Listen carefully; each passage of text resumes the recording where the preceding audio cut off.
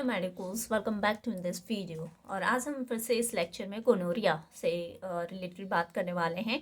जो गोनोरिया भी क्या है, एक सेक्सुअली ट्रांसमिटेड डिसीज़ है और इसे बोला जाता है, क्लैप भी बोला जाता है। एक्यूट इन्फेक्शन होता है लेकिन सेक्सुअली ट्रांसमिटेड डिसीज़ है म्यूकस मेम्ब्रेन की, जो कि कहाँ फैलती है, ये भी जेनाइटो यूरिनरी ट्रैक्ट में, यानी जेनाइटल एरिया में, जो हमारा हम कह सकते हैं सेक्सुअल ऑर्गन है, या फिर हम कह सकते हैं UTI urinary tract infection. Eyes में भी हो सकता है ये इन्फेक्शन, रेक्टम, थ्रोट में। ओके, तो इन एरिया में ये गोनोरिया क्या कर सकता है, स्प्रेड कर सकता है।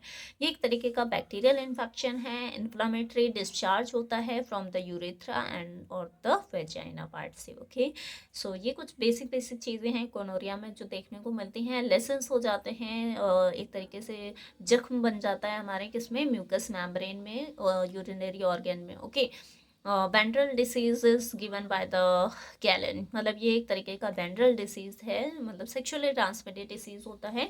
ये गैलन ने बताया था फर्स्ट टाइम। कॉजेटिव एजेंट्स, क्या कॉजेटिव एजेंट है इसके, ग्राम नेगेटिव डिप्लोकोकस बैक्टीरिया क्या है, कॉजेटिव एजेंट हो सकता है। Okay, Neisseria gonorrhoeae causative agent में gram negative diplococcus bacteria, Neisseria gonorrhoeae bacteria, जो कि मॉइस्ट वार्म एरियाज में ग्रो करते हैं बॉडी के, जैसे कि सर्विक्स, जहाँ पे मॉइस्ट भी हो, थोड़ा वार्म एरिया हो, यूरेथ्रा हो गया, माउथ, रेक्टम, तो इन एरिया में थोड़ा मॉइस्चर भी होता है, थोड़ी वार्मनेस होती है, कोल्डनेस होती है। तो ये एक हम कह सकते हैं उसे इन्वायरमेंट दे देते हैं बैक्टीरिया को ग्रो करने के लिए। इंक्यूबेशन पीरियड इनका 2 to 8 डेज का होता है। और मोड ऑफ ट्रांसमिशन हम कह सकते हैं सेक्सुअल इंटरकोर्स के थ्रू हो सकता है। वो सेक्सुअल इंटरकोर्स वेजाइनल है, ओरल है, एनल है, किस तरीके का है उस पर डिपेंड नहीं करता, ये स्प्रेड करता है सेक्सुअल इंटरकोर्स के दौरान।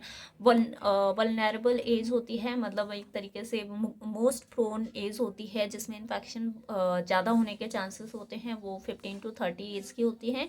मल्टीपल सेक्स पार्टनर्स हैं किसी के, तो उस केस में ये चांसेस होते हैं ज़्यादा फैले।